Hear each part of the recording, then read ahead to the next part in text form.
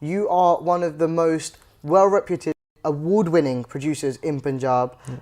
Where do you decide to then start using your vocal talent as well? It just happened. I never decided by my own. It just happened. Lots of singers, they used to come down to me for my music thing and all. So they say, ki, Paji, tusi rap karo. I said, how can I do rap, man? In my first single, the Khadke Glassi, I did the rap, the R&B part in English.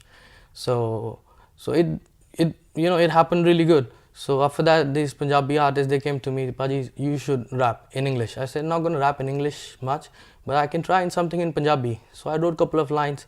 I did it in Chaska, I did it for Diljit, in Panga, and it did really good. So to baad I said, and after that, I started writing full songs.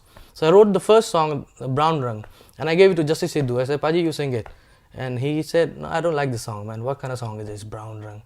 So, and after that, he got convinced. He sang in his own pitch. He sang in his own pitch. So, but I said, Paji, it's not in this pitch. You have to sing in a low key, you know. He said, this is not my pitch. I'm not going to sing in this. Leave it. I said, okay. I gave it to Diljit. I said, Paji, you sing it. He said, no, Paji, ये केड़ा गाना है? कोई गाना है Brown Rang? ऐ क्यों गाना? मैं तो भंगड़े वाला गाना दो मैंने कोई. I said, leave it, man. I'm gonna sing it. So when I sang it, and I came to this place, my own second home, I call it my second home, Dubai. So we shot the video, and it became boom. It was all over. Between the years of 2005 and 2010, you worked with every top singer in the industry. You've mentioned a few of them, but people like Diljit Dosanjh, people like Gippy Garewal, people like Miss Pooja. You were producing music for so many people.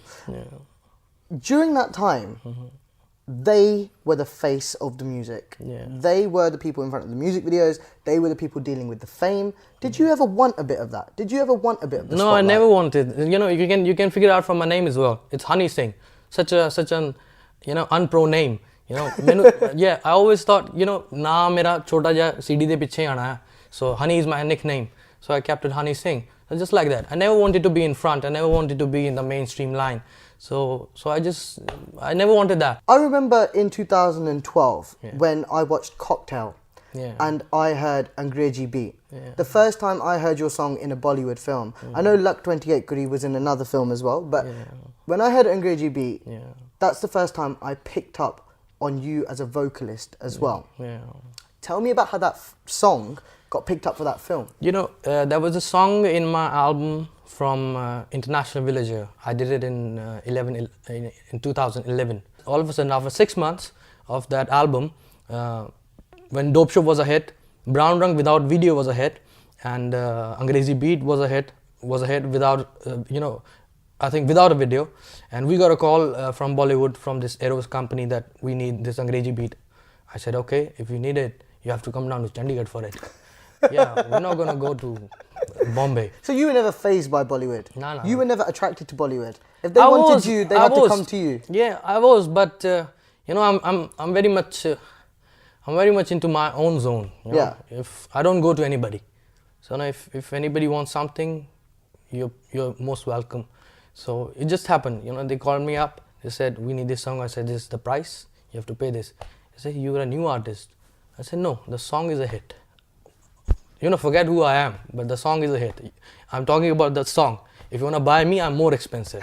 That's another thing. We'll talk about that thing later. Right. So you want the song Angrezi Beat? It's for this much price. So they said, okay. And by this time, by around 2012, you were already doing shows on your own merit. Yeah, all over. You were already doing shows world over. All over India. You know, right. my first target was to conquer India, because India is so big, you know, it's so big, so huge. So I always wanted to go deep down south, west of India, east of India. I wanted to conquer everywhere. I wanted, you know, कि मैं जो भी गाने बनावा वो पूरा India गाए. मैं पंजाबी बनावा, मैं हिंदी बनावा, because in India people speak so many languages. So if you're big in India, you know, it's like 7 continents living in one country. You know, they speak different languages, the culture is different, the people are different, they look different, they talk different. So if you are big in India, you're big in 7 continents, what I believe. Where did this like self-confidence, this self-assurity come from? Was it belief in your music, or what was it? I'm a big self-critic, what you say. Okay. You know, what you can say. I'm a big time self-critic. You know, whenever I make something, I listen to it more than 1,000 times. You know, while making it as well, because I program my own music, I write my own lyrics, I sing it, I mix it. Now I don't mix it. I got my engineer to mix and master it. But you know, you go through the stuff for more than 2,000 times, 3,000 times. So, उन्हीं देर से पता लग जाना है, you know, इस product जो कोई गल हैगी कि नहीं हैगी. So you know. Yeah.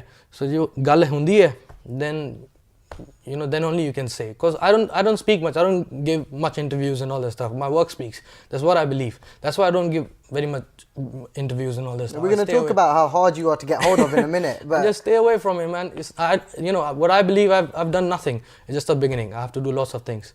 So it's just the beginning. A lot of your songs did cause controversy. Yeah. You know, people found you a controversial artist. They found your lyrics offensive. They found the idea behind the party lifestyle of Yo-Yo Honey Singh a bit of a problem and a bit of a bad influence for the youth of India. Yeah. How did you respond to that? Because actually what I know about you is that was a million miles from what your personal beliefs and personal upbringing was. Yeah, you can say, but you know what, when I was staying in Chandigarh, when I was producing music for lots of Punjabi artists, when I came to Delhi and when I saw Delhi and Bombay's club scene, when I saw what kind of music they listened to, they were listening to Akon, they were listening to lots of urban artists, and the kind of videos were there, the kind of lyrics were there in English.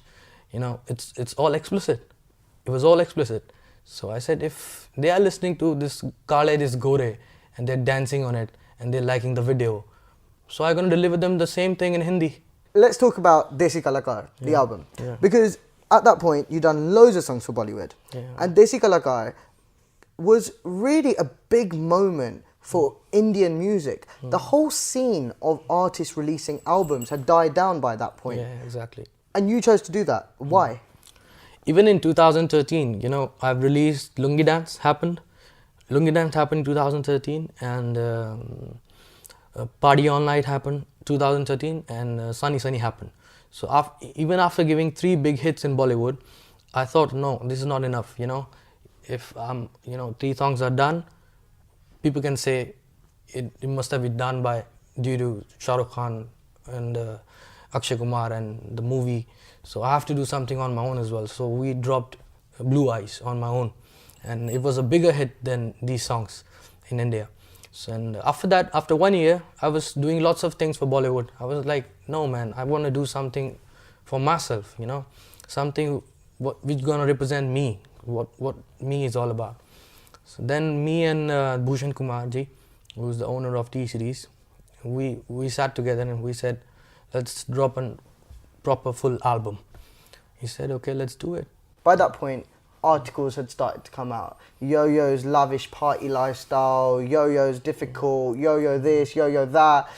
It all started building up. It all started building up. And in September, you set up for America for the Slam Tour with a massive lineup. Shah Rukh Khan, Deepika Padukone, Abhishek Bachchan, Kanika Kapoor, so many people on the lineup. And all of a sudden, we hear Yo-Yo is no longer part of the tour. Can you tell me what happened? It was a big story, man, and I got disappeared for almost 1.5 years. And it got started 2 months back from this Slam tour when I was preparing this television show of mine, Raw Star. So I actually signed up for Raw Star just to be there as a judge and just to be the face of it. But you know, whatever I do, I just get so much involved in it. So I got so much involved, I said, no, I have to see what's happening. I have to see what kind of episode we're going to build up, what's going to be the concept, what everybody going to wear, what's going to be the set. And do you think you were too involved? You're too much involved. And in that time as well, I was traveling too much as well. And I never used to sleep. You know, it's very hard to believe, but in a week, I used to be in 5 different countries and 3 different cities at that time. So, do you regret how much work you took on? Yeah, big time. I was like, my doctor used to say, you sleep, because having a sleeping disorder thing was going on at that time. I never used to sleep. 3 days, 4 days, no sleep. 2 hours, 3 hours sleep, that's it. Is that because you couldn't sleep or because you were too busy to sleep? I was too much busy as well, and my mind used to work a lot. It used to run a lot. He used Right. to work a lot, always into work, and always into flights, always into touring. So, and after that, we had a big breakdown on my slam tour. When we did 3 shows over there, I signed up for 6 shows. We did 3 shows over there. And after that, a big breakdown happened over there. I said, no man, I can't do it more. I came back to India. Describe how you were feeling. Put aside the sleeplessness. You Yeah. couldn't sleep. But were you feeling anxiety? Were Yeah, you a lot of feeling- anxiety was there. Lot of psychosis were there. Were you feeling low? Were you feeling Not like low, hyper, hyper? and I was confused at that time. So, and when I came back to India, it became worse. What were you confused about? I don't know. I was not understanding anything. I was not talking to people. I was not understanding what's happening to me, where I'm going, where these people are taking to me. Then my family came to America. They took me back to India. They took me to Delhi. We went back to Delhi. I haven't met anybody for 2 months, not even the doctors. After 2 months, I met the doctor. I refused to meet the doctor. After 2 months, 2 months after coming back. Yeah, after coming back. So we're talking about December time here. Almost December. So, I refused to meet the doctor. I met the doctor. He gave me medicines and all the stuff. I used to get scared of lots of people, lots of things, even through the darkness. Let's just clarify here. We're talking about a bipolar disorder. Yes. Is what you were diagnosed Yes, with. exactly. And at that point, Yeah. you were completely unaware that you I was had... unaware. I was unaware of this kind of disease, man. What it is, what's happening to me. The guy who can perform in front of 30,000 people, who can roll 30,000 people's mind and blow them up like crazy, is afraid to meet 3 people, 4 people. So I used to lock up myself in my house. I never used to step out from my house, leave the house from my room itself. So I stayed in my room for 1.5 years. I stayed inside. I used to get scared of my mom sometimes. I used to get scared of my dad sometimes. Who are you living with? You were living with your parents? Parents, my And your family, wife? My wife and my sister. They took really good care of mine. And I never used to sleep a lot at that time as well, when I was having a bipolar disorder. But when the 4th doctor came, Dr. Alok Sareen, he said it's nothing like that. The things are not working on you. The medicines are not working on you. So we have to change the medicine. And finally he gave me this magic thing, man. And I was start feeling good after 1 month. And I must mention the name of the medicine. Even Kurt Cobain sang a song on that. That's lithium. And finally the lithium, the best, the luckiest lithium for bipolar disorder, worked on me as well. And I'm back here now. So... Before we come back to your return, there's another part of your time away that we haven't spoken about, which was that it wasn't just bipolar disorder, was it? You had an alcohol problem as well. Yeah, big time alcohol problem before. Where did that develop from? I mean, because obviously with fame comes a partying lifestyle, comes all of that. Where did the alcohol, when did you realize that it wasn't just the odd drink here and there, it was a problem? I never thought it gonna give such a big problem, the alcohol. But yeah, I was partying a lot and I was drinking from long. But I was not drinking too much from long. It's just like 3 years, from 2011 to 2014, I started drinking a lot. I used to travel a lot and started drinking a lot. So I think that was I asked the doctor, but the doctor said, this bipolar disorder doesn't have anything related to alcohol.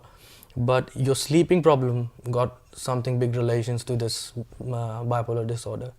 So, but it's the scariest thing ever happened to me, man. Scariest thing ever. Did you feel nervous about facing the cameras again and facing the media again? No, no way. Not at all. Not at all. Never. You felt like you were ready to be part of that I media circus again? I never prepared myself before as well in front of media. I never prepared or never, you can say, practiced anything before coming to the media, in front of media. I never, कि मैं ये बोलूँगा, मैं वो बोलूँगा. I never. I just always, that's why in media and all over, in India as well, they love me because I'm straight up. But the media is brutal. I don't say that media is brutal. So I knew that they're gonna ask all these rumors and all that stuff. I know they're gonna say that I was in rehab or not. I was not at all in rehab. It was a They were going to fake ask you if news. you had a drug problem. Yeah, no drug problem at all. So I've answered all of them. They were going to ask you if you had a fight with Shah Rukh Khan. No, never, man. And the never. worst one I heard was you had a fight with Deepika Padukone. That's as well. new. That's new. That's new. Deepika was so nice, you know. Yeah. When I was sick, my wife told me that she called us twice to suggest us the 2 doctors she knew from Bombay. Deepika was so nice at that time when I was sick. So how come this new news came up, man? We are amazed for that. You've come back to the music scene at a point where the market has become saturated with people in the same genre as you. Yeah. There's no lie about it. There's a lot of songs being produced of a similar genre. Yeah. Do you see that as healthy competition? Do you see that as progressive? How do you view it? I don't see any competition because I don't have any genre, as I told you, straight from the beginning. When people used to ask me what kind of genre you make, I was not making hip hop, I was not making Bhangra. It's yo-yo genre. It's not hip hop, it's not dance music, it's yo-yo genre. Even in this year, I'm not gonna, people are calling me up. I'm fine, it's all over the news. So we're getting calls from lots of producers, lots of film producers. Lots of record labels that we want songs, we want one party song, we want one dance song. I said, I've enough of it. I did it, I already did it. Now let the new boys doing it. I'm gonna do something else. I'm gonna make people dance on something new. So I love to keep changing it. So I don't take anything like that. Yo-Yo, how important is it for you to nurture new talent? I mean, in the UK, it was a really, really big deal when you launched Nesdy Jones. Yeah. It was also a very big deal when you let Jasmine Sandler be the voice of a Salman Khan song. Yeah. You also worked with Neha Kakkar very early on in her career. Yeah. How important is it for you to nurture new talent in the industry? As far as Nesdy is concerned, one friend of mine, he sent me a link of a girl, a Gori, singing of my song Brown Rang. So I shared it, and the hits of that song became big. So after that, when I was shooting Bebo in London, Alpha's song, so then this Nesdy Jones, she came from Wales, all through from Wales in a train, because she was a poor girl at that time. So she said, I came through a train and all this, I don't have money to come. So I said, okay. So I'm your fan, can I take a picture? I said, okay, take a picture. So I said, when you were singing my rap, I figured out that you can sing as well. Can you sing some lines for me? So she said, okay. She sang some lines for me and said, you're coming down to India, I'm signing you up for a next song from one of my artists. She said, okay.